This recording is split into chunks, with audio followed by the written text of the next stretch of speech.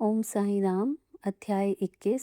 श्री वही अच ठाकुर, श्री अनंतराव पाटणकर और पंढरपुर के वकील की कथाएं। इस अध्याय में हिमाण पंत ने श्री विनायक हरिश्चंद्र ठाकुर B.A., श्री अनंतराव पाटणकर पुणे निवासी तथा पंढरपुर के एक वकील की कथाओं का वर्णन किया है। ये सब कथाएं अति मनोरंजक हैं। यदि इनका सारांश मनन पूर्वक ग्रहण कर उन्हें आचरण में लाया जाए तो आध्यात्मिक पथ पर पाठकगण अवश्य अग्रसर होंगे। प्रारंभ। यह एक साधारण सा नियम है कि गत जन्मों के शुभ कर्मों के फलस्वरूप ही हमें संतों का सानिध्य और उनकी कृपा प्राप्त होती है। उदाहरणार्थ हिमाण पंत स्वयं अपनी घटना प्रस्तुत करते हैं। वे अनेक वर्षों तक बम्बई के उपनगर बांद्रा के स्थानीय न्यायाधीश रहे। पीर मौलाना नामक एक मुस्लिम संत भी वहीं निवास करते थे।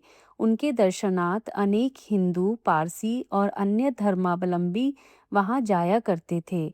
उनके मुजावर यानी पुजारी ने हिमाण पंथ से भी उनका दर्शन करने के लिए बहुत आग्रह किया, परंतु किसी न किसी कारणवश उनकी भेंट उनसे ना हो सकी। अनेक वर्षों के उपरांत जब उनका शुभ काल आया तब वे शिरडी पहुंचे और बाबा के दरबार में जाकर स्थायी रूप से सम्मिलित हो गए। भाग्यहीनों को संत समागम की प्राप्ति कैसे हो सकती है? केवल वे ही सौभाग्यशाली हैं जिन्हें ऐसा अवसर प्राप्त हो। संतों द्वारा लोक शिक्षा। संतों द्वारा लोक शिक्षा का कार्य चिरकाल से ही इस विश्व में संपादित होता आया है। अनेक संत भिन्न भिन्न स्थानों पर किसी निश्चित उद्देश्य की पूर्ति के लिए स्वयं प्रकट होते हैं। यद्यपि उनका कार्यस्थल भिन्न होता है, परंतु वे सब पूर्णतः एक ही हैं। वे सब उस सर्वशक्तिमान परमेश्वर की संचालन शक्ति के अंतर्गत एक ही लहर में कार्य करते हैं। उन्हें प्रत्येक के कार्य का परस्पर ज्ञान रहता है और आवश्यकता अनुसार वे परस्पर पूर्ति भी करते हैं, जो निम्नलिखित घटना द्वारा स्पष्ट है। श्री ठाकुर श्री वही अच ठाकुर B.A. रेवेन्यू विभाग में एक कर्मचारी थे। वे एक समय भूमि मापक दल के साथ कार्य करते हुए बैलगांव के समीप वड़गांव नामक ग्राम में पहुंचे। वहां उन्होंने एक कानड़ी संत पुरुष के दर्शन कर उनकी चरण वंदना की। वे अपने भक्तों को निश्चल दास कृत विचार सागर नामक ग्रंथ का भावार्थ समझा रहे थे। जब श्री ठाकुर उनसे विदाई लेने लगे तो उन्होंने कहा, तुम्हें इस ग्रंथ का अध्ययन अवश्य करना चाहिए और ऐसा करने से तुम्हारी इच्छाएं पूर्ण हो जाएंगी तथा जब कालांतर में तुम उत्तर दिशा में जाओगे तो सौभाग्यवश तुम्हारी एक महान संत से भेंट होगी, जो मार्गदर्शन कर तुम्हारे हृदय को शांति और सुख प्रदान करेंगे। बाद में उनका स्थानांतरण जुन्नूर को हो गया, जहाँ की नाड़े घाट पार करके जाना पड़ता था। यह घाट अधिक गहरा और पार करने में कठिन था, इसीलिए उन्हें भैंसे की सवारी कर घाट पार करना पड़ा, जो उन्हें अधिक असुविधाजनक तथा कष्टकर प्रतीत हुआ। इसके पश्चात उनका स्थानांतरण कल्याण में एक उच्च पद पर हो गया और वहां उनका नाना साहेब चांदोरकर से परिचय हुआ। उनके द्वारा उन्हें श्री साईं बाबा के संबंध में बहुत कुछ ज्ञात हुआ और उनके दर्शन की तीव्र उत्कंठा हुई। दूसरे दिन ही नाना साहेब शिरडी को प्रस्थान कर रहे थे। उन्होंने श्री ठाकुर से भी अपने साथ चलने का आग्रह किया। ठाणे के दिवनी न्यायालय में एक मुकदमे के संबंध में उनकी उपस्थिति आवश्यक होने के कारण वे उनके साथ ना जा सके। इस कारण नाना साहेब अकेले ही रवाना हो गए। ठाणे पहुंचने पर मुकदमे की तारीख आगे के लिए बढ़ गई, इसीलिए उन्हें नाना साहब का साथ ना देने पर पश्चाताप हुआ। फिर वे शिरडी पहुंचे, तब वहां उन्हें ज्ञात हुआ कि नाना साहेब पिछले दिन ही यहाँ से चले गए हैं। वे अपने कुछ मित्रों के साथ, जो उन्हें वहीं मिल गए थे, श्री साईं बाबा के दर्शन को गए। उन्होंने बाबा के दर्शन किए और उनके चरण कमलों की आराधना कर अत्यंत हर्षित हुए। उन्हें रोमांच हो आया और उनकी आंखों से अश्रु धाराएं प्रवाहित होने लगी। त्रिकालदर्शी बाबा ने उनसे कहा, इस स्थान का मार्ग इतना सुगम नहीं जितना कि कानड़ी संत अप्पा के उपदेश या नाड़े घाट पर भैंसे की सवारी थी। आध्यात्मिक पथ पर चलने के लिए तुम्हें घोर परिश्रम करना पड़ेगा, क्योंकि वह अत्यंत कठिन पथ है। जब श्री ठाकुर ने सार गर्भित शब्द सुने जिनका अर्थ उनके अतिरिक्त और कोई न जानता था, तो उनके हर्ष का पारावार ना रहा और उन्हें कानड़ी संत के वचनों की स्मृति हो आई। तब उन्होंने दोनों हाथ जोड़कर बाबा के चरणों पर अपना मस्तक रखा और उनसे प्रार्थना की कि प्रभु मुझ पर कृपा करो और इस अनाथ को अपने चरण कमलों की शीतल छाया में स्थान दो। तब बाबा बोले, जो कुछ अप्पा ने कहा वह सत्य था, उसका अभ्यास कर उसके अनुसार ही तुम्हें आचरण करना चाहिए। व्यर्थ बैठने से कुछ लाभ ना होगा। जो कुछ तुम पठन करते हो उसको आचरण में भी लाओ, अन्यथा उसका उपयोग ही क्या। गुरु कृपा के बिना ग्रंथावलोकन तथा आत्मानुभूति निरर्थक ही है। श्री ठाकुर ने अभी तक केवल विचार सागर ग्रंथ में सिद्धांतिक प्रकरण ही पढ़ा था, परंतु उसकी प्रत्यक्ष व्यवहार प्रणाली तो उन्हें शिरडी में ही ज्ञात हुई। एक दूसरी कथा भी सत्य का और अधिक सशक्त प्रमाण है। श्री अनंतराव पाटणकर। पूना के एक महाशय श्री अनंतराव पाटणकर श्री साईं बाबा के दर्शन के इच्छुक थे। उन्होंने शिरडी आकर बाबा के दर्शन किए। दर्शन से उनके नेत्र शीतल हो गए और वे अति प्रसन्न हुए। उन्होंने बाबा के श्री चरण छुए और यथा योग्य पूजन करने के उपरांत बोले, मैंने बहुत कुछ पठन किया, वेद, वेदांत और उपनिषदों का भी अध्ययन किया तथा अन्य पुराण भी श्रवण किए, फिर भी मुझे शांति ना मिल सकी। इसीलिए मेरा पठन व्यर्थ ही सिद्ध हुआ। एक निरा अज्ञानी भक्त मुझसे कहीं श्रेष्ठ है। जब तक मन को शांति नहीं मिलती तब तक ग्रंथावलोकन व्यर्थ ही है। मैंने ऐसा सुना है कि आप केवल अपनी दृष्टि मात्र से और विनोदपूर्ण वचनों द्वारा दूसरों के मन को सरलता पूर्वक शांति प्रदान कर देते हैं। यही सुनकर मैं भी यहाँ आया हूँ। कृपा कर मुझ दास को भी आशीर्वाद दीजिए।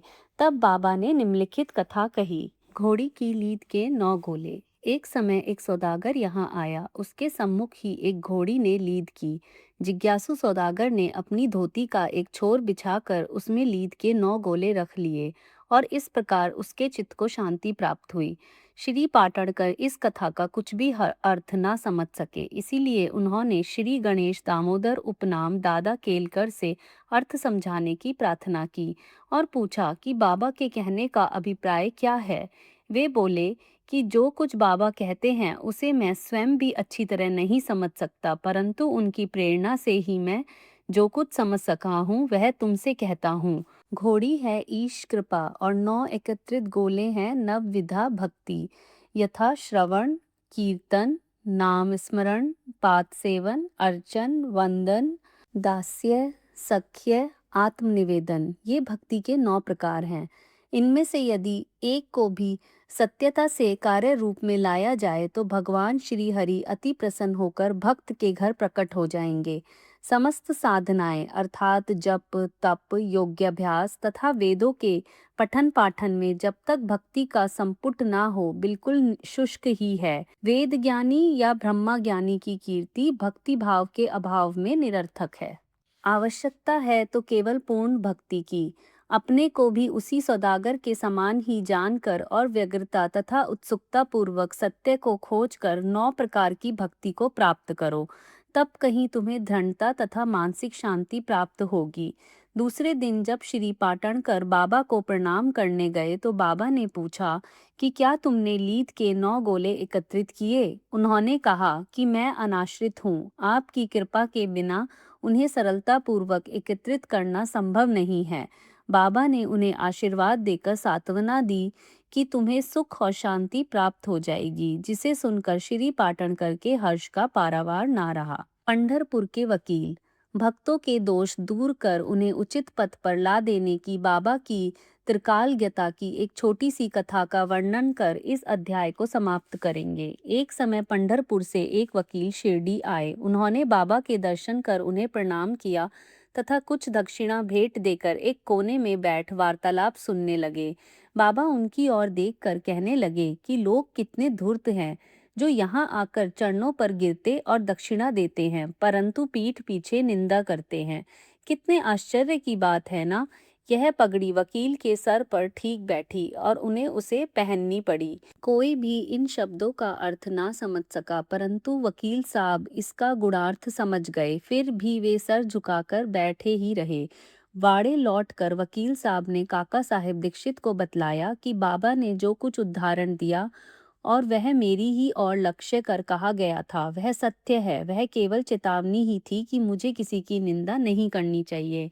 एक समय जब उप न्यायाधीश श्री नूलकर स्वास्थ्य लाभ करने के लिए पंढरपुर से शिरडी आकर ठहरे, तो बाथरूम में उनके संबंध में चर्चा हो रही थी। विवाद का विषय था कि जिस व्याधि से उप न्यायाधीश अस्वस्थ हैं, क्या बिना औषधि सेवन किए केवल साईं बाबा की शरण में जाने से ही उससे छुटकारा पाना संभव है, और क्या श्री नूलकर सदर्श एक शिक्षित व्यक्ति को इस मार्ग का अवलंबन करना उचित है। उस समय श्री नूलकर का और साथ ही साथ श्री साईं बाबा का भी बहुत उपहास किया गया। मैंने भी इस आलोचना में हाथ बटाया था। श्री साईं बाबा ने मेरे उसी दूषित आचरण पर प्रकाश डाला है। यह मेरे लिए उपहास नहीं वरन एक उपकार है, जो केवल उपदेश है कि मुझे किसी की निंदा ना करनी चाहिए और ना ही दूसरों के कार्य में विघ्न डालना चाहिए। शिरडी और पंढरपुर में लगभग 300 मील का अंतर है। फिर भी बाबा ने अपनी सर्वज्ञता द्वारा जान लिया कि बार रूम में क्या चल रहा था। मार्ग में आने वाली नदियां, जंगल और पहाड़ उनकी सर्वज्ञता के लिए रोड़ा ना थे। वे सबके हृदय की गुहा बात जान लेते थे और उनसे कुछ छिपा ना था। समीपस्थ या दूरस्थ प्रत्येक वस्तु उनके लिए दिन के प्रकाश के समान जाज्वल्यमान थी तथा उनकी सर्वव्यापक दृष्टि से ओझल ना थी। इस घटना से वकील साहब को शिक्षा मिली कि कभी किसी का छिद्रान्वेषण एवं निंदा नहीं करनी चाहिए। यह कथा केवल वकील साहब के लिए नहीं वरन सबके लिए शिक्षाप्रद है। श्री साईं बाबा की महानता कोई ना आंक सका और ना ही उनकी अद्भुत लीलाओं का अंत ही पा सका। उनकी जीवनी भी तदनुरूप ही है, क्योंकि वे पर ब्रह्म स्वरूप हैं। श्री सद्गुरु साई नाथा परन मस्तु शुभम भवतु। ओम साई राम।